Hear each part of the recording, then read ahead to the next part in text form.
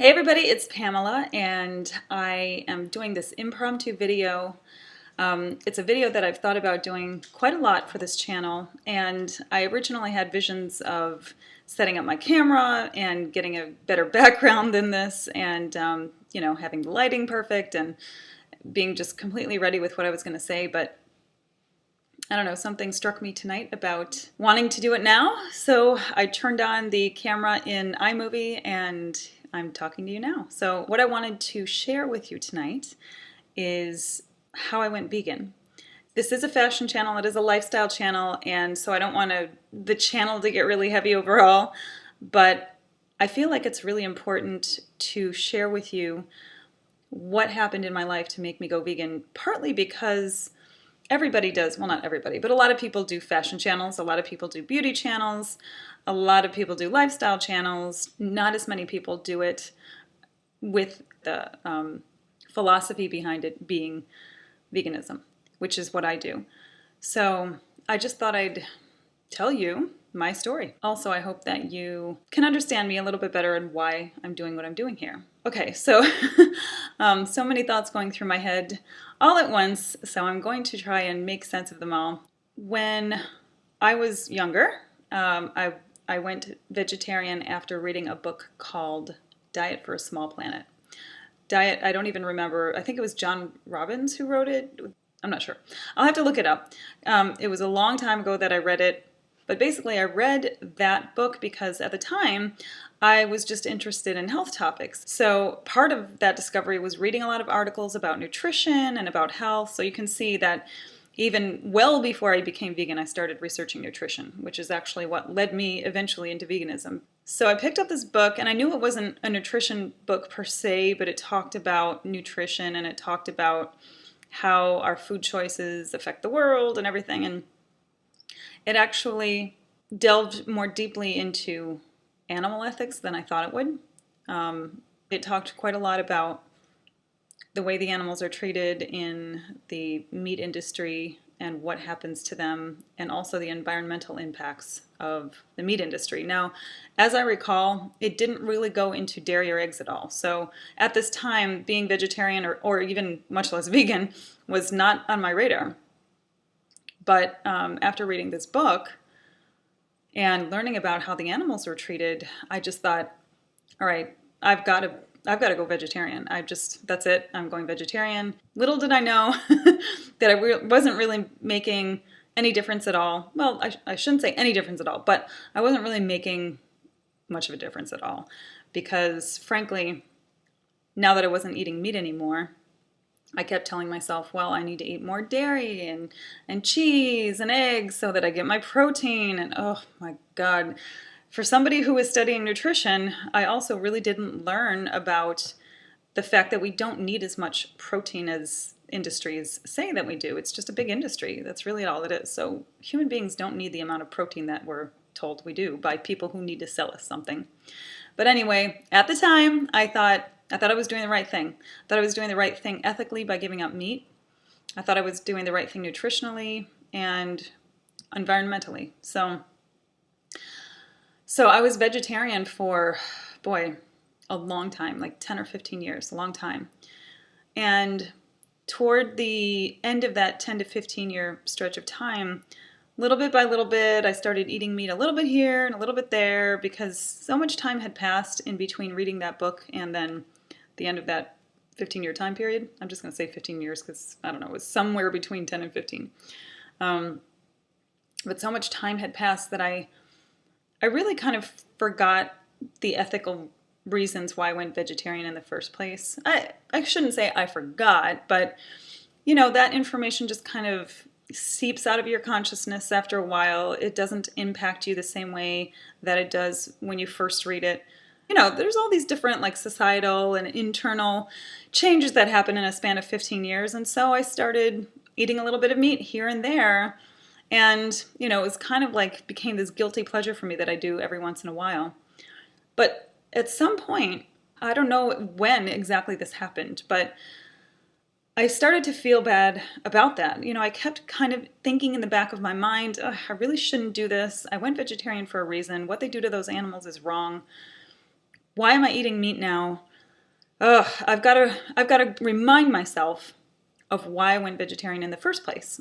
So that's what I did. And now, at this point, like Google's a big thing and internet's exploded and all this stuff. So there's so much more information at our fingertips at this point. So I got online and I Googled and I got onto online forums, nutrition forums, ethics forums, any kind of forums. I listened to podcasts. I did all the things that I could think of doing to find out about the meat industry. That was my goal, is to remind myself how bad the meat industry was. And it's bad, and I did remind myself how bad it is.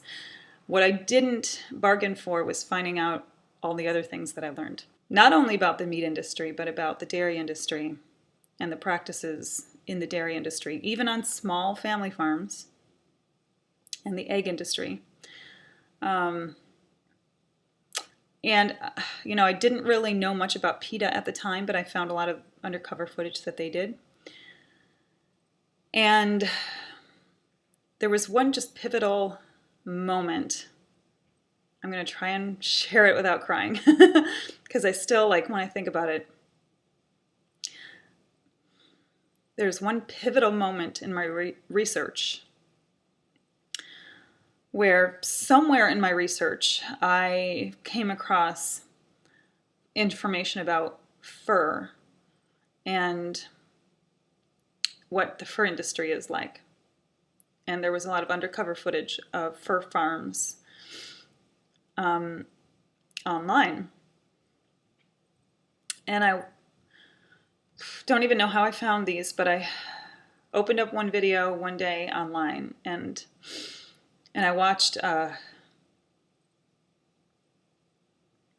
animal that had been skinned, completely skinned alive, still alive, was splayed out, lying on the ground, and you could see that, I don't know if it was a female or a male. Couldn't tell at that point because it was literally a bloody...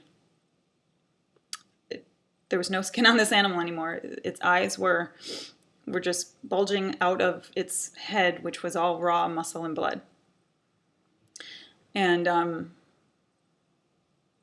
I didn't realize the animal was still alive, but you could see its pulse going. And then, and its mouth its teeth were all, exposed, and his mouth was kind of hanging open. And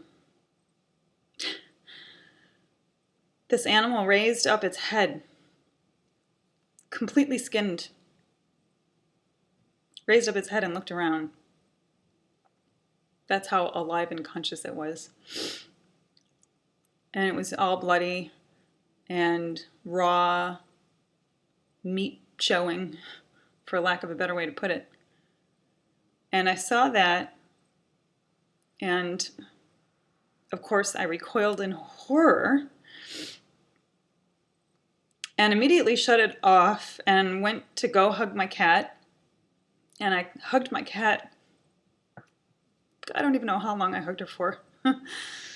Rest in peace. She's no longer with us, but that cat was the greatest. She endured many hugs and kisses after that, because I just was in shock. And I really couldn't fathom anybody doing this to an animal. But there I had proof right in front of me. And so that was the turning point for me, where even though it wasn't a food animal that I had seen in the video, that just convinced me that I had to opt out of all of this. I had to not support these industries anymore, whether they were fur or leather or meat or dairy or anything. I was done with all of it. So for the next month, I had what I can only describe as some sort of flashbacks or something to that video. I'm not going to claim it was like PTSD or something like that. It was very extremely traumatic for me, but PTSD is a clinical condition that I'm not trying to compare myself to people who have been through a crime or been attacked or been through battle. It wasn't like that specifically, but I guess it was just a taste of what they may go through, if you will. Because for the next month or so, I would be doing just random things, cleaning the house, talking to my family on the phone, and literally this image of this animal would just shoot in front of my face. I wasn't trying to remember it. I wasn't thinking about it. All of a sudden I would see it in front of me. And I've never had that happen before. I mean, we've all had traumatic events in our lives, but I've never, ever had it happen before where I just spontaneously saw something in front of me that looked real. Creepy as shit. Very creepy and very disturbing. And so I kept reliving this scene of this animal, this skinned animal that I had seen over and over. And I remember one time that my mom took me to see a ballet performance at this ladies' club that she belongs to in my hometown. And it was probably within a week or so of my having seen that video. So I went to her with her to this performance, and just sitting there watching the ballet dancers, I was kind of zoning out. I just couldn't, psychologically, I really couldn't get into anything at that point.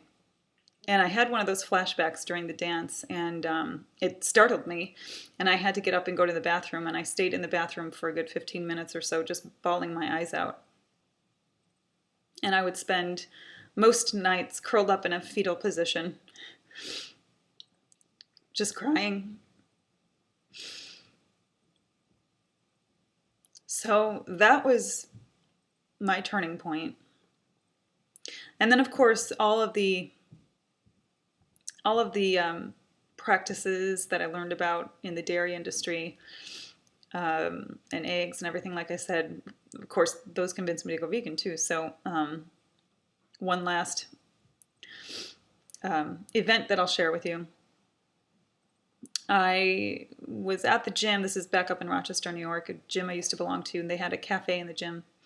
And so I was in the gym and ordered a veggie burger with cheese after my workout, knowing full well that I could not eat it.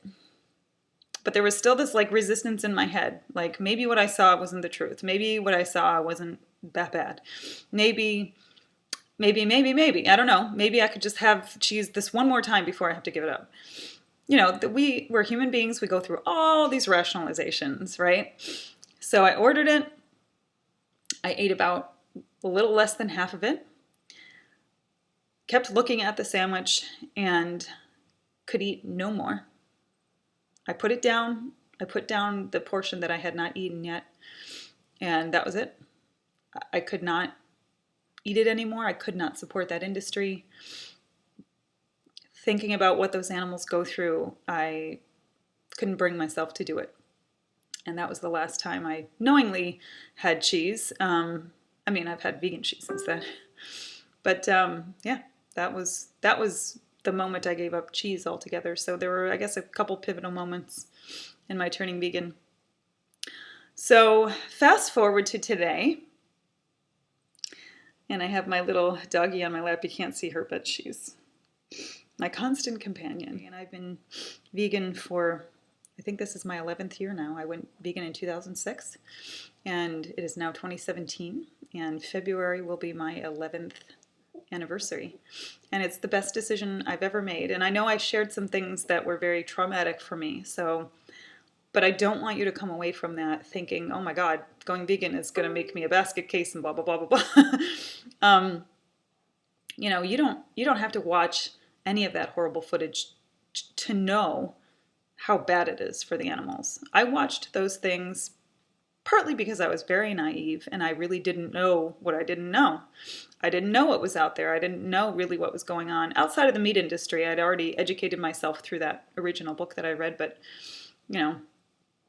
I didn't really know about fur farms and all this stuff. I mean, there was so much that I didn't know. So I was willing to click on those links and watch those videos because I didn't know what I was getting myself into. But in a way, I'm kind of glad that I had that just complete slap in the face because I know it'll stick with me now. And it really is the best decision I've ever made. Health-wise, for the animals, obviously, for the environment, I wouldn't change a thing. I really wouldn't. The only thing that I would change about going vegan is I wish I would have done it sooner. And that's the truth. So how does that relate to this channel? One of the things that I hear a lot from people is, where do I find a good, I don't know, where do I find good vegan shoes? I hear that a lot from guys. So where do I find good vegan shoes? And even from women, I do get that question fairly often. But I just get asked often where people can find different vegan products. And I love fashion, I love shoes, I love hats. You know, if you've watched any of my other videos, you can see my little collection of bags that I'm trotting out in my videos and reviewing those for you and telling you what I like about them and the brands and all this. So I really enjoy those things. And I want to share with you my joy in finding these products and using these items and these foods and wearing these things that are not harming animals.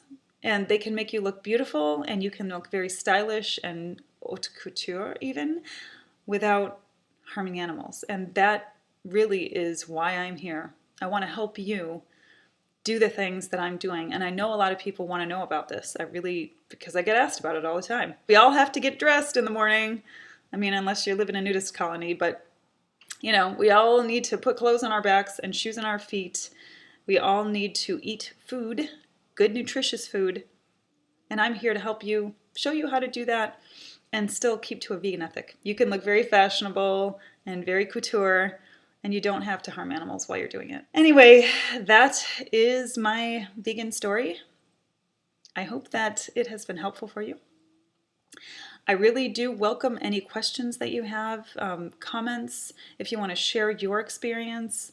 If you're thinking about going vegan and you have questions about how to do that, please ask me. Please get in touch. Please let me know also if you want me to review certain brands for you, beauty brands, makeup, fashion, whatever. I mean, any chance, any excuse that I have to get a new purse is certainly welcome. So yeah, I hope that you've just taken something away from this, even if it's just to get to know me a little bit better. So I guess that's all for right now. Next video is going to be a lot happier, I promise. Leave me a comment, share this video if you feel like it's going to be helpful for somebody else, and we'll see you next time. Bye.